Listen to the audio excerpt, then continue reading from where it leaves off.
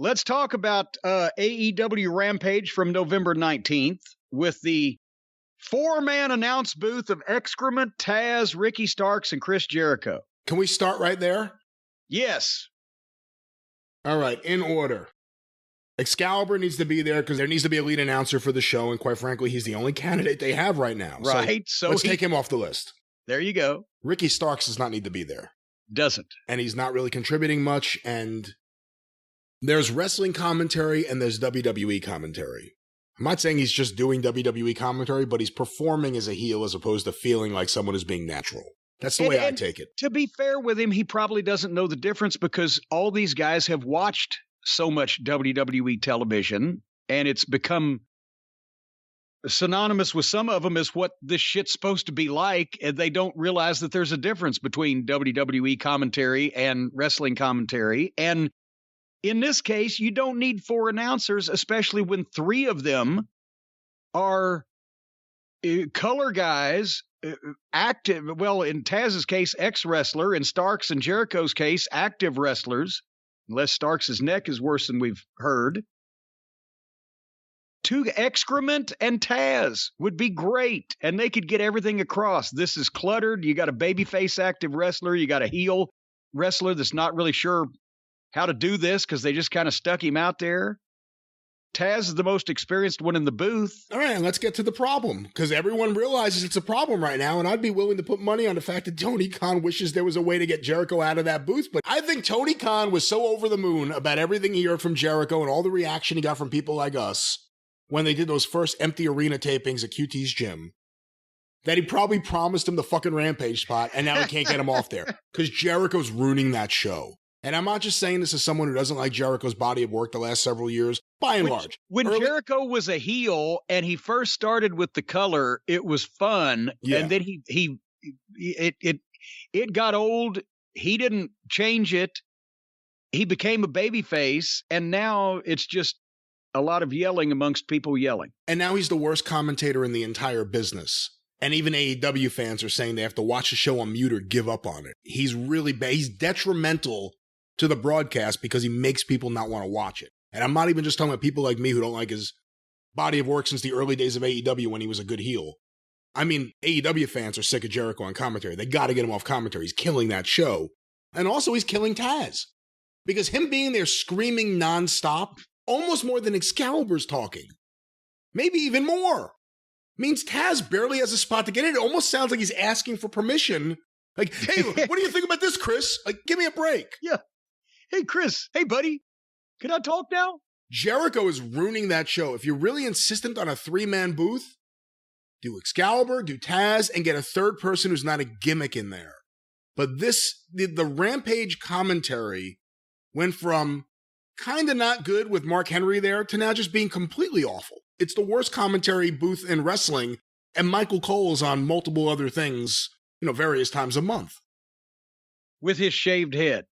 Anyway. Do you disagree with me? I do not.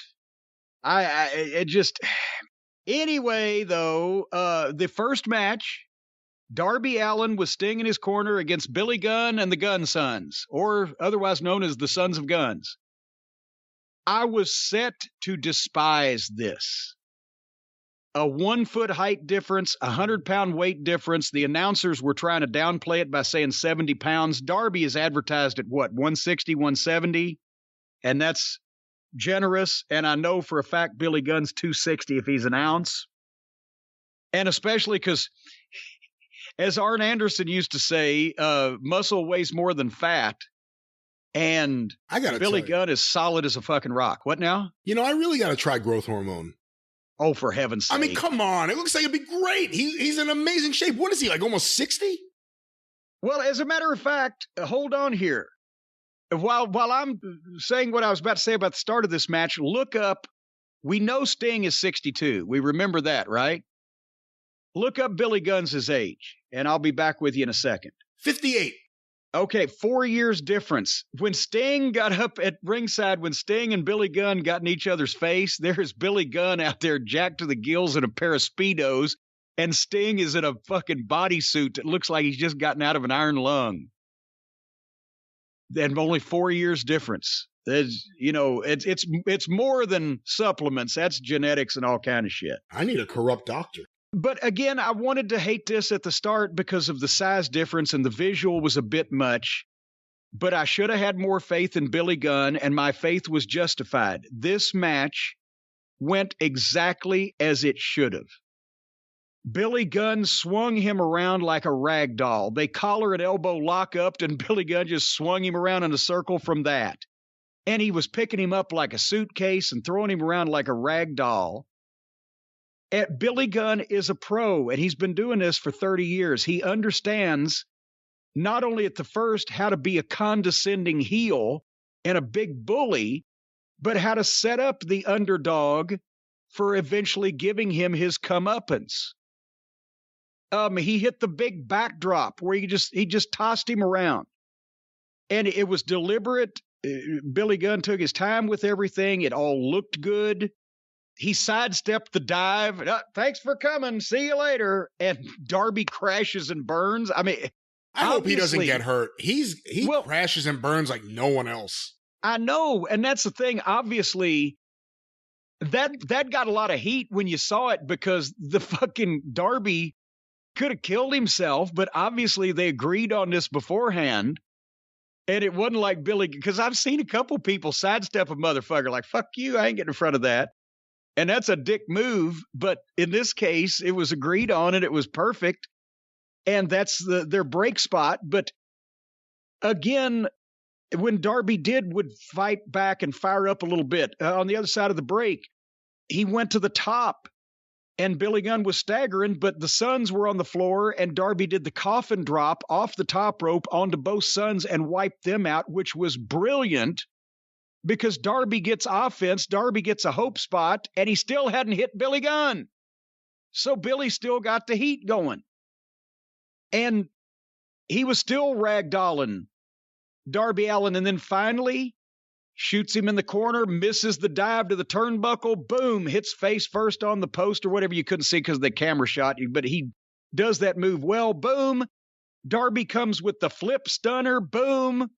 Then jumps over and hits the code red, which kind of worked. It looked like an ant on an elephant. He wasn't really big enough to take Billy Gunn over, but boom. Then hits a coffin drop off the top rope. And as he should have, Billy Gunn does a big kick out before the referee can even count, but he's stunned and Darby runs up and hits another coffin drop. 1, 2, 3. That was a perfect way to have that match between a guy that big and a guy that small when the little guy has to go over. He got heat on him through the whole thing. He was dominant. He was condescending. But he set himself up for a comeuppance, which he got because he was beaten 1, 2, 3 by the smaller guy's fucking finishing move after the big guy made a mistake. And that's because Billy Gunn was involved in that. Everybody else, no matter what their size or presentation or level of experience or whatever, would have gone out there and tried to go back and forth for 15 minutes as fast as they could go with him doing all his shit and Darby doing all his shit. And it would have been like everything else. It wouldn't have made a lick of sense. This was perfect the way that, of course, then there has to be an afterbirth. The Sons come in and get the heat on Darby and Sting comes in and clears the ring of the Sons and clotheslines them out. But Billy Gunn turns around and gets on Sting. And the Sons come back in, and they leave both Darby and Sting laying. Now, that wasn't a bad angle. If they're coming back are they coming back with a tag team match? If I was Sting, I'd trust working with Billy Gunn. Is it going to be Billy and one son? Or how is this going to happen? But while it was a good angle, we've forgotten the purpose of what I thought this match was about. Remember, we've been saying after a babyface loses to a heel in a high-profile match and he's not going to get his revenge, you need to put him on TV and give him a win or two to rehabilitate his image. I thought that's what this was for. But instead, the guy that he beat and his cohorts turns around and fucking leaves him laying afterwards. So What the fuck? The win for Darby was negated by the heels heat afterwards. Shouldn't you have had Darby get a win or two and then do this angle? Or am I just imagining things? I agree with you. For the most part, I agree with almost everything you just said. I was not looking forward to this match because I thought it was kind of out of place and you're kind of forcing Billy Gunn into this show. I agree with everything you said about the match with the exception of kicking out at one on the first coffin drop. I wouldn't have done that. I had a problem with that. I think that's a bad move. And then as far as the post-match, not crazy about it because I was hoping it would kind of end here. I haven't been craving more Billy Gunn and family. If they're doing it to give him kind of what Darby had with Pillman Jr., like a 3-week program, where in the end of it he goes over and we're ready for the next Darby program, okay, it's the end of the year. I can kind of go with that. But other than that, I don't know what the point of this would be other than maybe you get 2 or 3 matches, you get a tag team match with Sting. Maybe they're trying to do something with the kids finally because they've both been there forever. And other than cheering at ringside, I don't know what they do. I don't know. I just, again, I didn't have a problem with this angle or coming back with a match. I just think that Darby went from losing a high-profile pay-per-view match to coming and getting a nice win and then getting the shit kicked out of him and left on his face. You know what I think Billy Gunn probably did after the match, Jim? What's that? He probably went home. He probably went into his office, the office of Billy Gunn. Of course, he must have an office. Closed the door and probably put a picture of him and his 2 boys on his skylight frame to celebrate the moment where they were on Rampage on Friday night wrestling Darby Allin. Standing over the prone bodies of Darby Allin and Sting in that fine quality skylight frame, I can see that would dress up his mantelpiece, possibly a chifforobe or a Davenport or something in Billy Gunn's mansion. That skylight frame sitting right there, hung on the wall, whatever. Do the fans remember the skylight frame, folks? They haven't been here for a while, but they're old friends of ours. They're back for the holidays. Folks, if you want one of the preeminent holiday presents for any member of your family, close friend, social circle, loved one, whatever the case, it's a skylight frame. That'll get them every time. You will see the beaming of the smiles as your family from wherever they are, even if you have to watch them over Skype, opens the skylight frame and sees the magic presented therein. The skylight frame is a photo frame that you can update instantly by email from anywhere, and you can send pictures to it. You send the skylight frame to the intended victim or perpetrator, or the person getting the present, not the victim. No. And well, they could be victimized later on by somebody else, but we're not talking about that right now. Anyway, you send the frame to the recipient, and it sets up effortlessly in under 60 seconds. You just plug it in and use the touch screen to connect to the wireless network. Hopefully you don't have that certain kind of internet provider. And then you start sending photos to the skylight frame. Everybody in the family, everybody that has the email can email pictures to your personal skylight email address. They pop up in seconds. And then you sit back and you watch the slideshow of all the pictures of your family and your loved ones flying by. It's got a black frame and a white mat, so it looks like a real photo frame. So it's a nice display item. It's got a 10-inch touch screen. You can swipe through the photos with your finger. If you see somebody you don't like, you can give that person's photo the finger. And you can even thank the person who sent the picture through the skylight frame. And there's a 100% satisfaction guarantee. If you don't love the skylight frame, they will give you a full refund. You can preload it with favorite photos and just hand it to somebody for a gift. Or you can, as I've said, honestly, if this had been 35 years ago, this is a perfect piece of equipment for candid photography. And nobody has yet come forward to say they're using the skylight frame for that purpose, but I think it's tailor-made.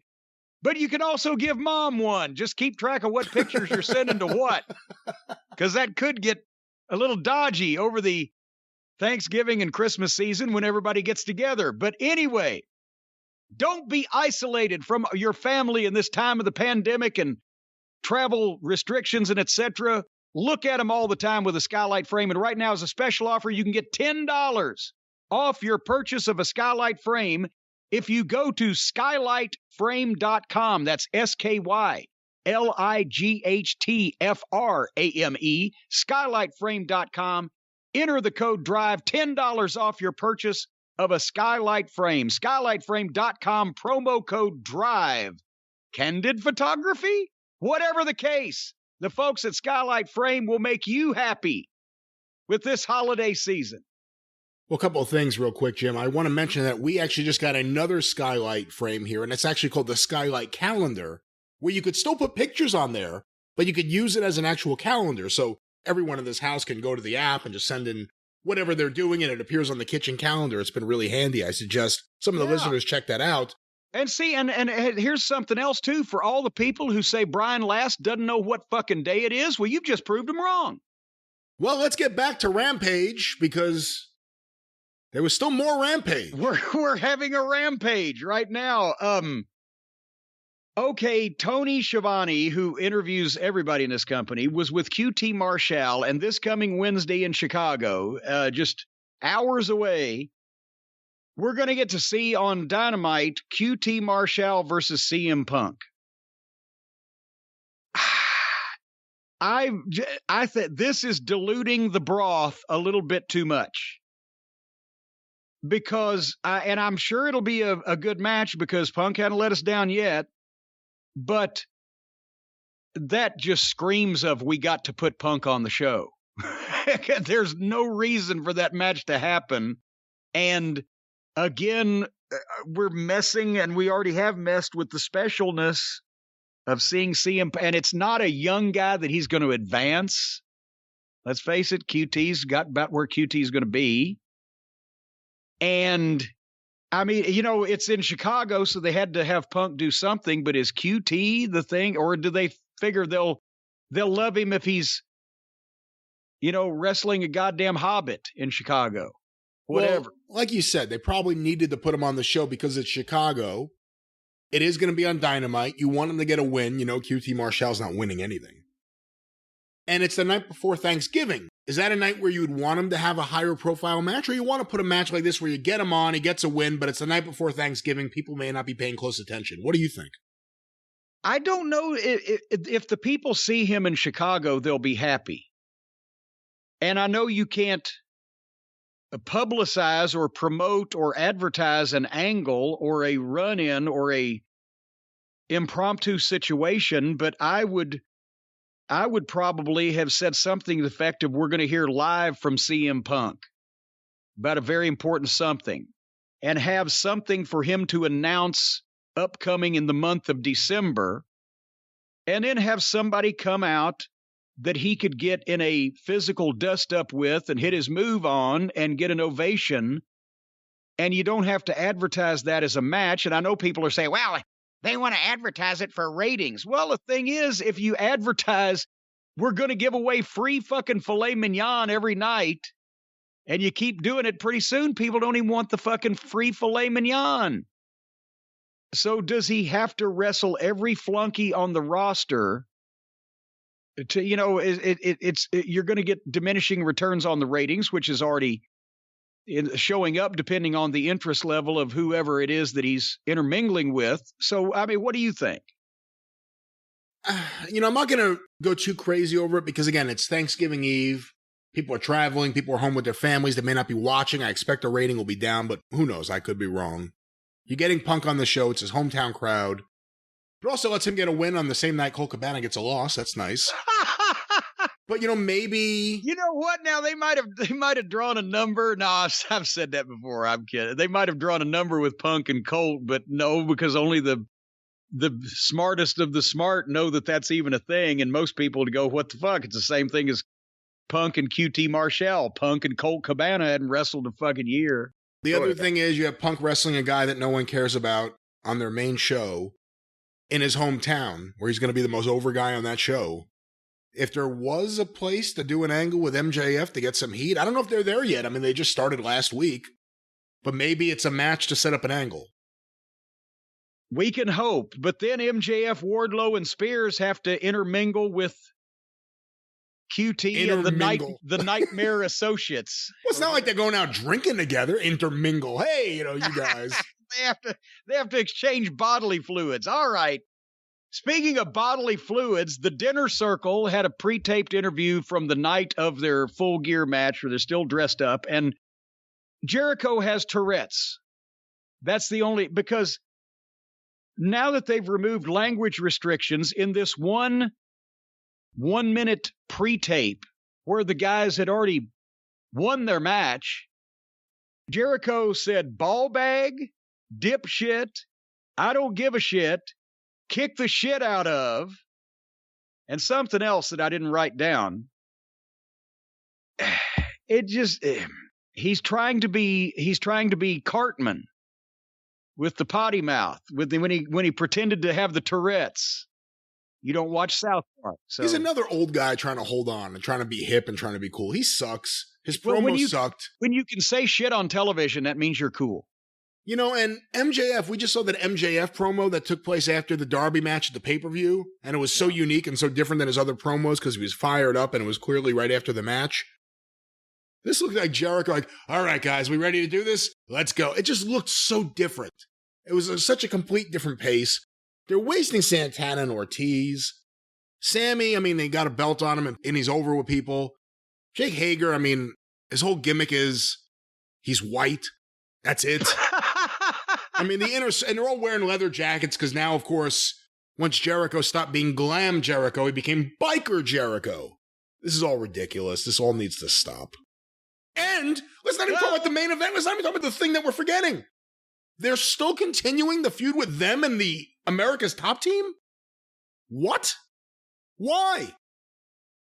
Well, because they haven't flushed Dan Lambert's head down the toilet yet, I guess. That's the only thing left. What was I dreaming, or did they beat Dan Lambert? Didn't Jericho beat Dan Lambert? Well, that's what I'm saying. Yeah. So it's over. It's over. Thanks for coming. Nobody came out of that match, that really bad match that got a higher rating than it should have in The Observer. No one came out of seeing that match and said, I hope this continues. I want more. More Dan Lambert, more Ethan Page and Scorpio Sky, more America's Top Team versus Inner Circle. Not one fan came out of that match saying they want more of this. And just speaking from experience. Except Tony Khan.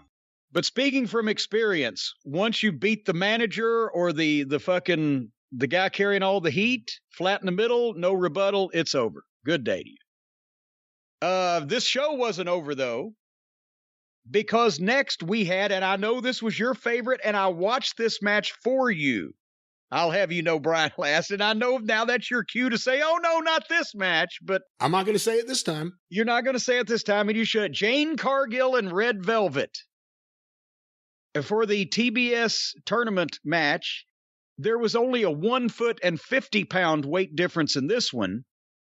But I'm going to stop you there. I'm sorry. Red Velvet, I believe she'll fight anyone no matter what size they are. She goes in there, she's going to kill herself or kill someone else. And I don't mean stop. I find her so entertaining.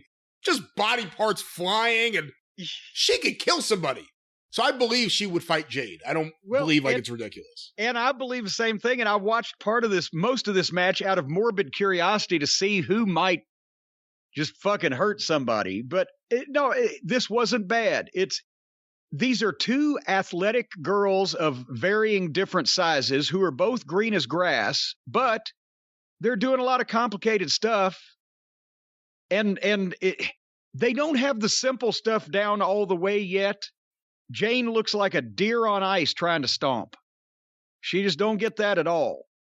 But they work their asses off, and they're better than they probably should be for this level of experience, especially Jane. So I can't pan this thing, but then finally Jane hit the finish, 1, 2, 3. But yeah, there was a lot of activity going on in this one, and the basics are shit, but they're tatering each other to make up for it. Red Velvet's one of my favorites. I love Red Velvet. She didn't do the standing moonsault and miss it this time. Good. She didn't do it. That's why she didn't miss it. Somebody's probably said, you know what? Probably You're taking a lot of shit. Probably just don't do that anymore. Hey, who do you think Brandy's going to feud with when she comes back? Do you think it'll be someone like Red Velvet, who was the surrogate Brandy and is from the Nightmare Factory and all that? Do you think that'll be the person she's comfortable with working with? No, I think they're going to keep Brandy in the training room at the Nightmare Factory in her training classes. And then when finally she demands to be booked somewhere, they're going to fucking book her in, Hanover, Pennsylvania on Thursday night and say, when you get there, just ask for Fred, and she'll show up and there's no show running. All right, let's stop right now. You open this door. Do you think Brandy Rhodes will ever have another match in AEW? I can't say with certainty never, but I would think that most people would try to dissuade it. I don't know how much fight she's going to put up over it. I think it will, unless they come up with something really good, it probably will be really panned. But we can hope that they'll just say, well, wait till it really means something next week, and next week, tomorrow never comes. One thing about Jade, and, this is one of the problems with the AEW schedule, and I don't even mean that as a shot at AEW, but just the realities of a modern wrestling schedule. Yeah. Jade needs more ring time in front of people, not on national TV. Because there were a few points, and I could be completely wrong, but I was looking at her face. And I was trying to watch this match pretty intently because Jade is someone they obviously see a lot in, and I think Red Velvet shows a lot every time they give her an opportunity to show something. And I think Jade gets a look on her face sometimes like she's trying to compose herself and figure out what she should do next. Yeah. Yeah. And that's natural. And that's what ring time in front of a non-televised show or in front of a non-televised audience would help with, at least. Well, and also you could, if you were running Carrollton, Georgia, and there's 300 people at the auction barn, you can tell Jane and Red Velvet, go out there and do 20 minutes. And your finish is a sunset flip. Flip a coin. I don't care which one of you wins.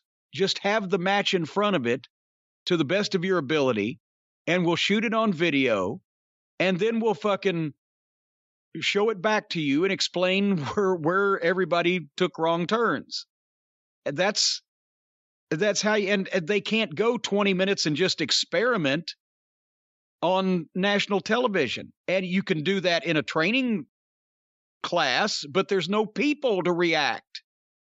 So, and that's, again, that was something that we used to do in OVW a lot was, I don't care who, at the Expo 5 flea market, I don't care who wins. I want you to go 15 minutes and your finish is a sunset flip. Here, we're going to flip a coin. Okay, boom, you're going over. Sunset flip, put the match together on your own in front of it and show it to us. And then you tell them what they should do more of and what they shouldn't do again. And you can't have that time or that freedom. And also, don't talk ahead of time. I've told you one of the other things that I used to like to do on those church gym shows was let the fans vote for the card. Because it's the same 100 people coming on a Tuesday night anyway. So don't advertise anything. Say, here's the 12 people that are going to be on the card. And when they come in the front door, you have slips of paper with the heels' names and a box with the baby faces' names. And each fan gets a slip of paper with a heel's name and puts it in the fucking box of the baby face that they want to see them wrestle. Then we actually would, 5 or 10 minutes before bell time, bring everything up and count it for a shoot. And whoever won the matches. And then the guys having the matches would find out at bell time who they were working with. And especially for the first match, that was a challenge because, okay, Brian, you're working with Swami. There's the bell, go. They couldn't call anything. They couldn't plan anything. So they had to do it in the ring and figure it out. That's, that's, like you said, the schedule is what it is, but all these new talents need a step in between wrestling school and national TV. But you didn't hate it. But you didn't hate it. No, I didn't hate it. I didn't hate it. And here's something else. I need to ask for help. Because Thunder Rosa then did a promo about Jamie Hayter, and she had a lot of emotion. and she was switching back and forth between English and Spanish. And the thing I need to know is she got bleeped in Spanish. What the fuck did she have to say to get bleeped on this show? With the chance of "you fucked up" and signs that have the words "bitch" and you can say "shit" and "goddamn" and "prick." What did she say in Spanish that got bleeped? Jimmy Havoc.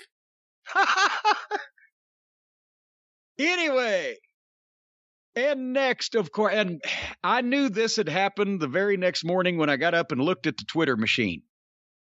Tony interviewed CM Punk about his match coming up on Wednesday Dynamite with QT Marshall that QT had referred to earlier in the program. And Punk did the promo, and again is very glib and very good. And he obviously, he treats the opponent with the level of concern that they deserve. He's not out there shaking in his boots about QT Marshall. But then he said, this is what we heard about on Twitter, and we got the emails and everything. QT Marshall, go ahead and bring your stooges. Bring Solo, Comarato, and a Go-Go. And the look on Tony Schiavone's face was like either, I don't know what he's saying and why he's chanting this incantation, or he knew what he was saying and wasn't sure he was going to get away with it and looked at the camera to see if anybody behind it was going to go, cut!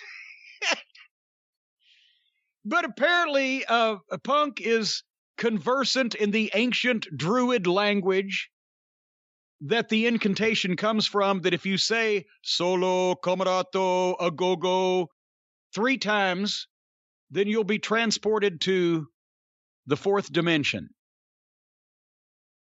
Obviously, Punk listens to the program, but so many people do. We can't, it's not like that's a surprise. We know that people are listening out there because we do hear some things every once in a while or see some things that are taken up and acted on, but we appreciate Punk's mention there. But it is a catchy tune, a catchy little chant, an incantation, a spell, if you will, to conjure things up. Every time that you say Solo, Comarato, a Go-Go, you conjure up the spirit of all the job guys that have been departed in the business over the last 100 years. That's how they're remembered. Remember Cody Rhodes' star-making program with Anthony Ogogo? Right before he went? Right before he disappeared and went. Well, no, we know where he had to get surgery on his eye. He had to go back to the UK. I think the last word we heard was that he intended, hopefully, to continue his wrestling or training or whatever. But since Ogogo went, we haven't seen Solo or Comarato. Someone told me he'll be back sooner rather than later. Well, good. Because then we can miss him because he went away. Do you miss him? Not yet, but he hadn't been gone long. He's been gone like 8 months. Well, by the time he comes back, I'm sure we'll miss him. But Punk's go-home line on this one was basically QT's bit off more than he can chew, and we're going to find out on Wednesday night who's the turkey. And as they see the Thanksgiving theme. So that's... Punk references Thanksgiving with a glib line to get out of the promo. Shitstain books people to wear turkey suits on Thanksgiving. No, that'll be the Bucks segment. Well, I know they're going to steal it from him because that's probably the only thing they figured out when they were in TNA. Remember every year in TNA, the Thanksgiving show, somebody had to wear that fucking turkey suit. I tried to steal it one time. Anyway, what? I was going to take it and hide it, but I couldn't get it out of the room. Are you serious? You were going to do that? Yeah, just to fuck around. Oh, okay. But somebody saw it. So I was just moving this over. I was going to sit in a chair. Anyway, so the main event was Adam Cole and Bobby Fish against Jungle Boy and Dino Douche, and of course Christian Cage is there to speak for them. Although Jungle Boy actually did part of this promo and wasn't bad. Adam Cole and Christian Cage were very good, but Jungle Boy wasn't bad. But with the dueling promo for the main event and then the tag team match. And I swear, Everybody knows I like Adam Cole and Bobby Fish and Kyle O'Reilly and Roderick Strong, the Undisputed Era. All those guys individually have worked with them in Ring of Honor. They're all very talented. And I've been salivating at the thought that maybe could we get the Undisputed Era reformed in AEW so we could get poor Adam Cole away from the Hardley Boys before they ruin him too. So I was hoping that this would be one of those instances where the opponents would elevate Jungle Boy and just keep Dino out of it as much as possible. And to that end, the first line that I wrote on my notepad when the bell had not even rung yet was, I hope the reptile doesn't fuck this up. And that was weirdly and eerily prophetic. When they started out, Jungle Boy was great. Fish and Cole were great. They were doing some wrestling spots. They're shining the baby face. Dino Douche got in for a second with his awkward kicks and strikes, but he tagged back out.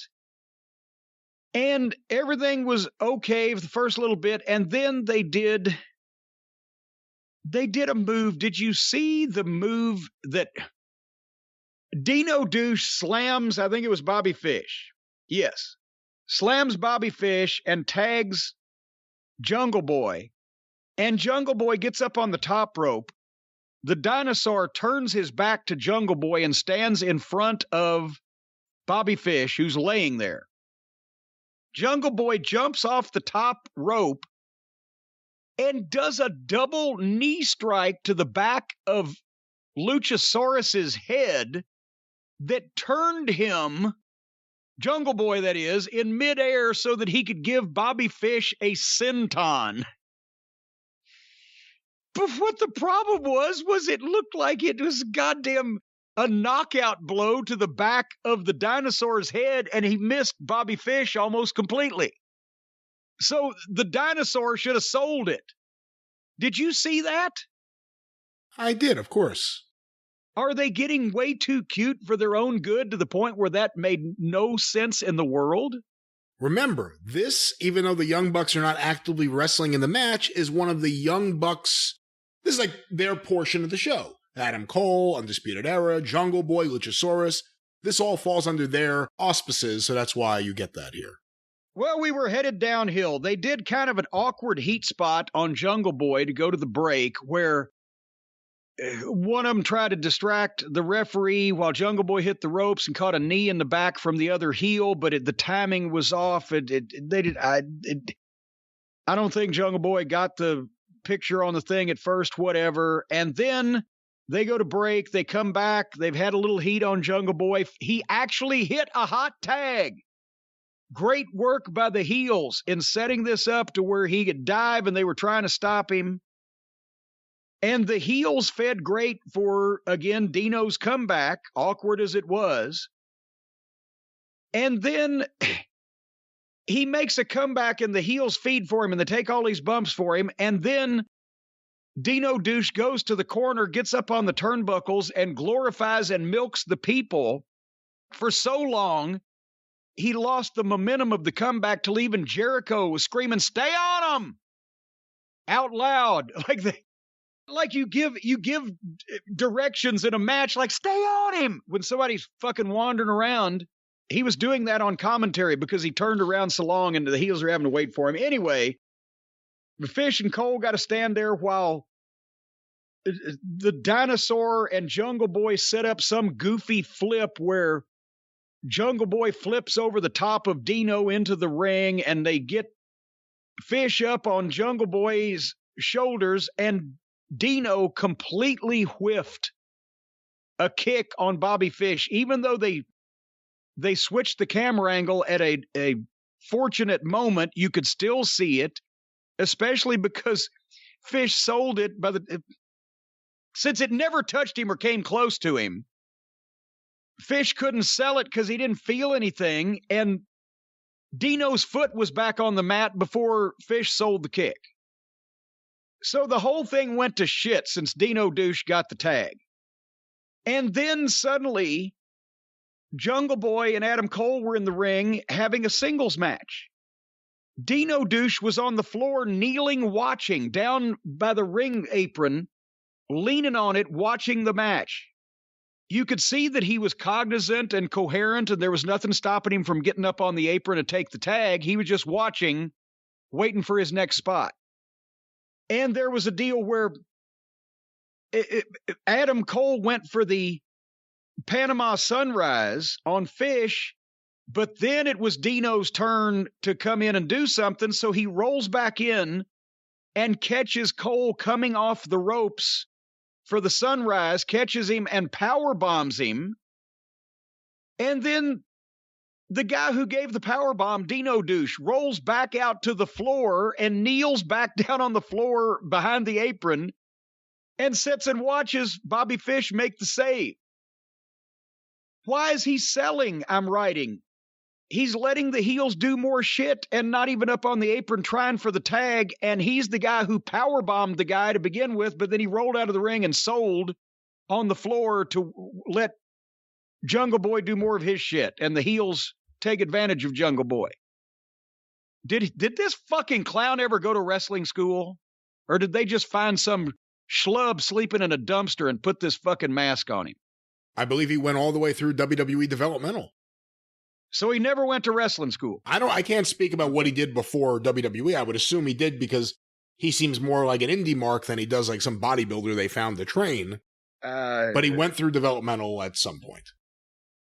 Well, you can lead a horse to water, but you can't teach the dinosaur how to work. So then suddenly the Hardley Boys come down the aisle sneaking and making shushing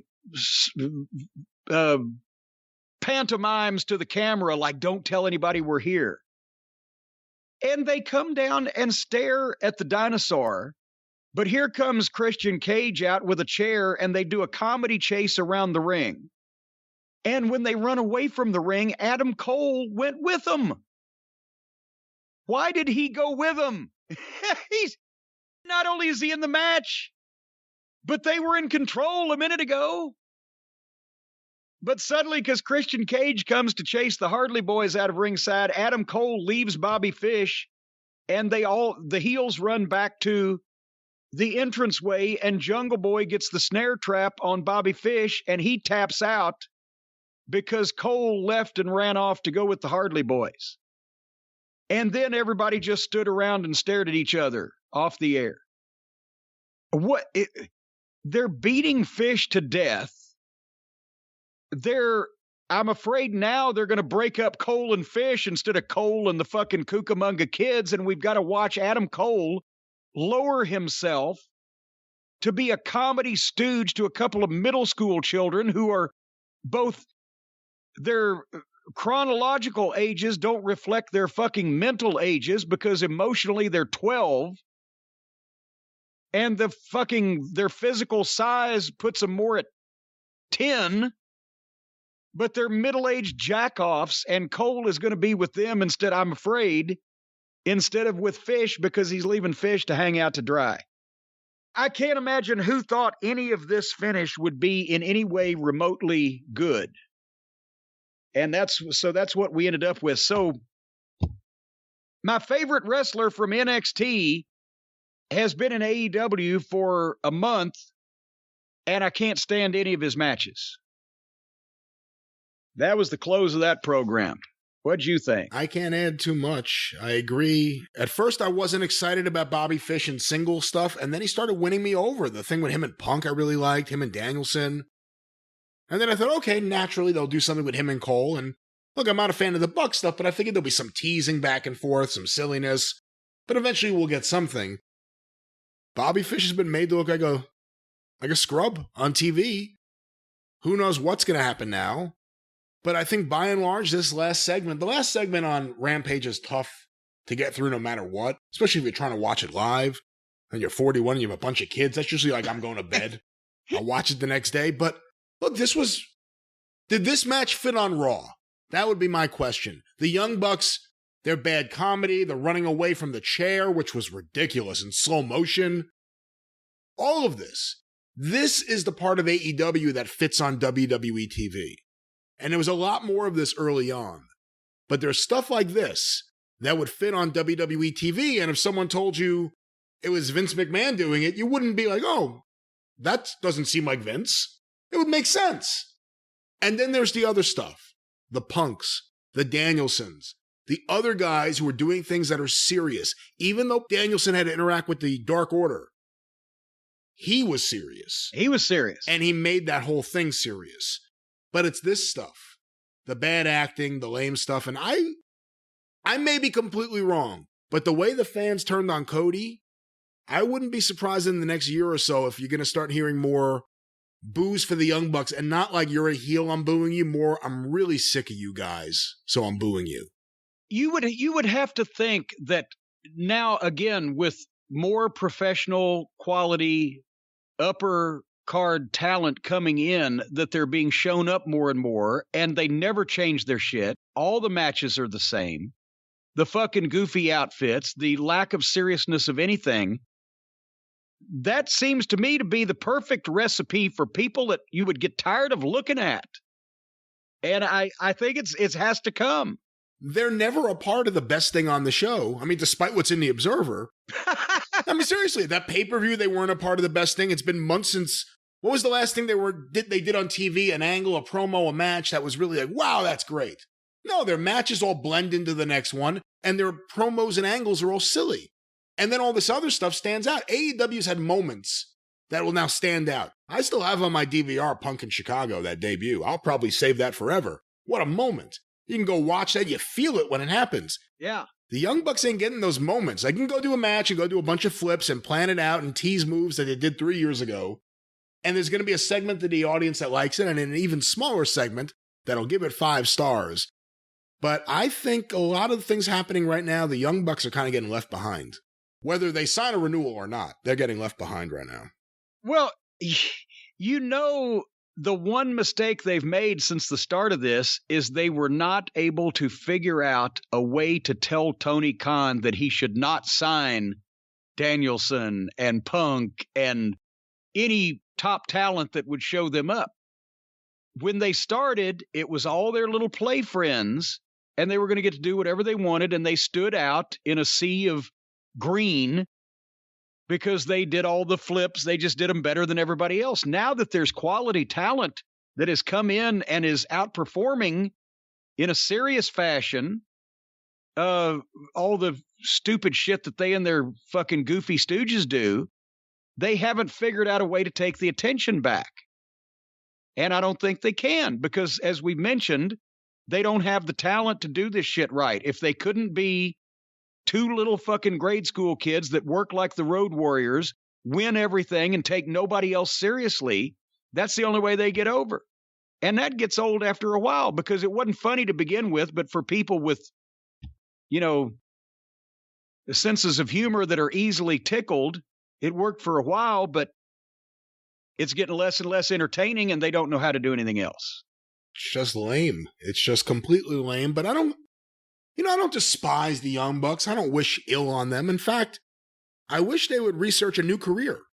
One that would be lucrative, one that could help them and their families, and one that can give them maybe some skills that are good for people who may not, I don't know, you may not want them to coexist with everyone in society. You may kind of want to keep them locked in a room. I really don't know, but fortunately, we know a place that anyone, no matter who you are, whether you're a good person or a douchebag, we know a place where anyone can get a new skill and learn that skill right now. That's right. And if you're a douchebag that wants a new skill, then I can think of no better place to go than our fine friends at Codecademy. Because, you know, I said it at the top of the program, nobody knows how this internet works, the World Wide Web, all of these various HTTPs and HTMLs and WWWs. Nobody, even the people who sell these products and services, they don't know how the shit works. That's why the people at Codecademy within the next 15 years are going to be the people that rule the world. The people at Codecademy are going to be like the Knights Templar. The people at Codecademy are going to be the secret society behind the scenes that runs the world, because they're the only ones that know how to crack the secret code that allows you to get your emails on time, or allows you to order your your anal lube from a fine quality retailer online. Let's not focus on things like that. Let's talk about the I'm just actual saying, skills you can use and learn. The whole world is running on the internet now and all this technology, and nobody knows how it works except for the secret society of Codecademy graduates. And those people are going to be in the spot to control life and civilization as we know it. Folks, over 50 million people already know that Codecademy is the best way to learn to code. I don't know that 50 million people know this code, but they probably figured out that it's the best way to learn it if it's capable. However, Codecademy not only teaches you job-ready coding skills, but also helps you build unique projects for your portfolio, such as I mentioned a few weeks ago, that cordless extension cord. It'll teach you how to build things like that, unique projects. You can earn certificates. Certificates of deposit? I don't know what the certificates are, but you can earn them. But at Codecademy, you can learn at your own pace and get qualified for in-demand jobs, such as replacing innocent technicians of internet services that go to houses where they're then held in the basement until their shit works. You can choose what to learn from Codecademy, from building basic websites to artificial intelligence. Almost everybody I come in contact with these days has artificial intelligence. Nothing about their intelligence is real.